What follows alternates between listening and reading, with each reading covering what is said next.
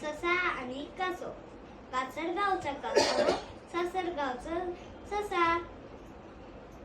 रस्त्यात भेटले दोघे, ससा म्हणतो कसा, आपण लावू शर्यत, नदीपर्यंत धावू, पहिला पोचेन त्याला खूप मिळेल खाऊ.